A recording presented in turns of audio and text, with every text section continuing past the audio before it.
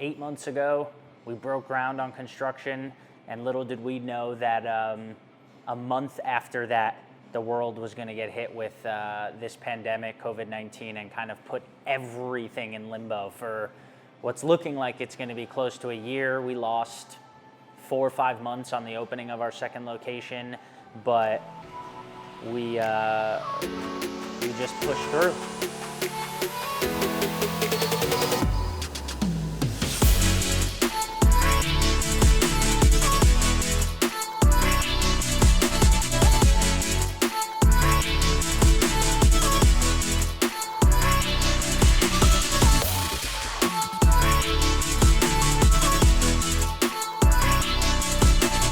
Nothing's ever easy, ever.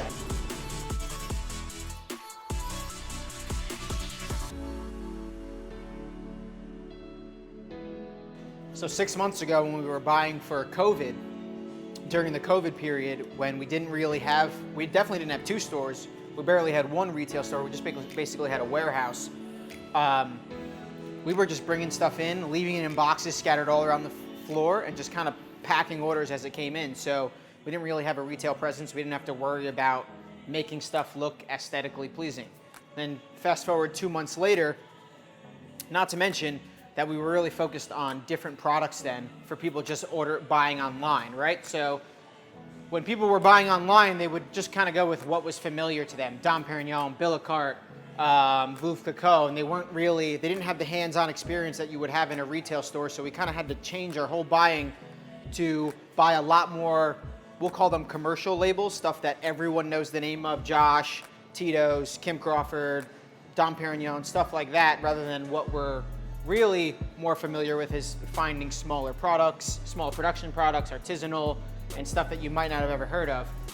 And then fast forward 3 months later, we had to create an opening order during COVID where we weren't open for business in Morristown of what we wanted Summit to look like.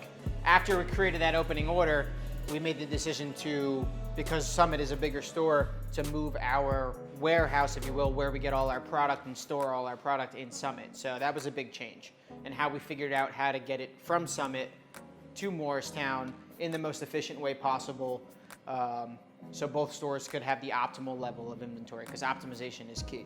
During COVID, when we didn't have a retail store, we were just operating like a warehouse, it was kind of difficult to see what we really needed to buy for Summit, because we didn't have any retail store data from the last 6 months that we could be like, what are the new trends and everything. So especially when it comes to beer, we overhauled our whole thing. Now we have over, I want to say 400 SKUs of beer, which is, in a store that's of this size, is truly remarkable in my opinion. We have 30 packs of 12 different beers. Circle back 6 months ago, we had 0. We have probably 30 different 12 packs of beer. Circle back 6 months ago, we probably had 4, Bud Light and Budweiser being 2 of them. And now I think that we have like one of the coolest beer sections, including our craft beer, and a combination of mix of commercial and craft beer in both Union County and Morris County. So over the last 6 months, we went through the craziness of COVID, when everybody thought liquor stores were closing and everybody thought everything was closing, and we were just in the store packing boxes. Dan Anthony and I, we were there because we had a very slim staff. We had to maintain social distancing, so we couldn't have all these people working in the store. So basically all we did in Morristown is we closed the store, just did in-store pickup and deliveries, and that's kind of all we focused on. Now that we got our store back opened, and then got Morristown going back to normal, we also opened up our second location in Summit, which you've watched through the past few vlogs. And over that, we have probably the best staff that we've ever had in the past 7 years. We've recently hired Nicole, who's our retail manager for both locations. So she really handles a lot of the training, the staffing schedule, making sure that your shopping experience is the best, and making sure our customers are getting what they want. So with that being said, Dan Anthony and I are kind of a little bit more behind the scenes now, really focusing on more growth, selling to customers, being able to reach out to them. Now we're really keeping track of what you buy, so that we can find cool products for you and sell you them directly. Also on top of that, just working on, vlogs and fun stuff that, keeps you engaged, and, emails for, newsletters, which are coming soon. So there's a lot of cool things that, we're working on as a team. And through that, there's a few things that have not changed with Cambridge Wines. That's the shopping experience. When you walk into either location, the look, the feel, the smell, everything is still there and still very important to us.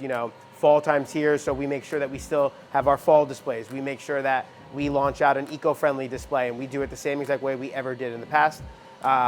We just have to make sure that when you come into Cambridge Wines, nothing's really different.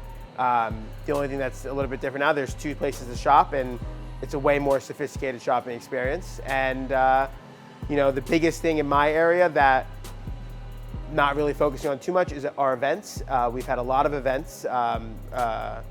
We've had a lot of people inquire about events, wine dinners, all that kind of stuff, and we're just not there yet. It's still not 100% back to normal, and we want to wait to give you like the best event experience like we did in the past. It's hard to maneuver crowd control and all that kind of stuff. So what we're doing right now is we're just focusing on the shopping experience, making sure when you come in, it's a good vibe, you get good products, and hopefully we get you everything you need. And if we don't, you just have to let us know and we'll get it for you. So we're listening to you. As David and Anthony have told you, their areas have changed, my areas has changed, and I'm happy to be bringing you the behind the scenes look into everything.